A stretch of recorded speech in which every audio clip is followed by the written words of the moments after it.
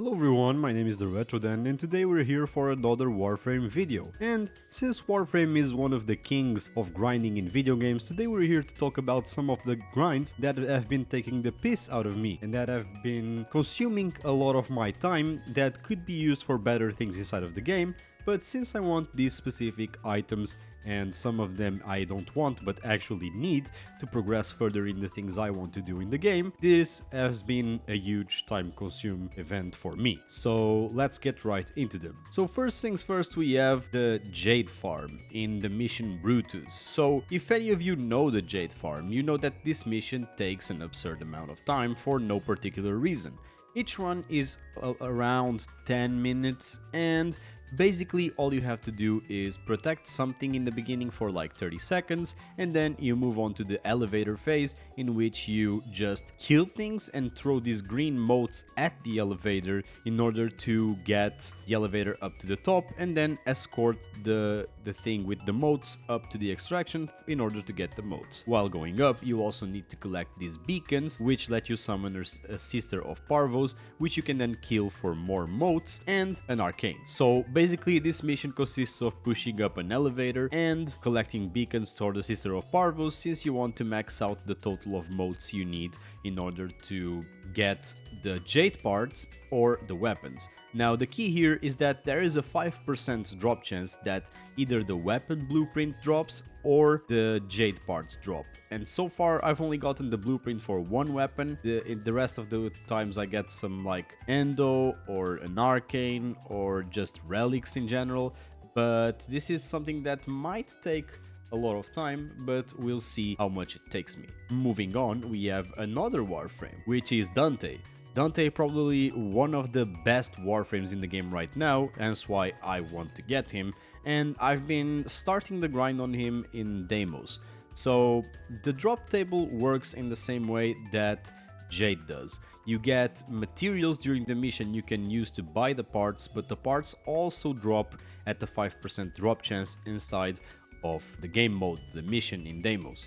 So all you have to do in this mission is basically a normal disruption mission with the rotations. So you get up to round 4 and the enemies are around level 50 to 60, but if you're built for Steel Path you don't even care about the levels because you're probably just going to one-shot anything. But you build up to round 4, and then how the rotation works in this is that if you can manage to defend all the pillars after round 4, you will always get a rotation C drop. So in some sense, this farm is way easier than Jade's because you can make it endless, as where Jade's you have to farm it out in different runs. So the thing I want to do in these runs to make the most out of it is just keep playing the missions as long as I can to get the most materials out of it, and to get the parts to maybe buy the Dante parts in case I don't get them in the drops. We get capillaries, which is a drop that drops from the things you are defending the towers for in each round. So usually when you insert a key, there comes a void rig to attack it, and each void rig drops the resource you need to build Dante or to buy the parts. That being said, this one supposedly takes a lot less time than Jade does because you get more materials and the mission goes on faster and you can just repeat it endlessly without having to go in, go out and go through the beginning process of the mission. The next farm I've been doing, which I also don't really like, is the Thermia Fracture farm. So this is basically an event farm for things like amalgam mods and the Opticor Vandal. So recently I was building my Harmony, which is the weapon from Jade, the one I got from the first farm we just talked about, and I realized that for the build to be better, for the specific build I was doing, I needed a mod called Amalgam Organ Shatter to have more crit chance and heavier attack wind-up speed. So the way you get these amalgam mods, these specific ones, is getting 50 points in the Thermia Fracture event. So this is an event out in Fortuna or Orb Valleys in which you have to find an enemy, kill that enemy for coolant that you then insert into fractures, and once it depletes, which is like after 2 or 3 fractures, you get 7 points. Well, this entire process takes somewhere from 5 to 10 minutes and it gives you 7 points.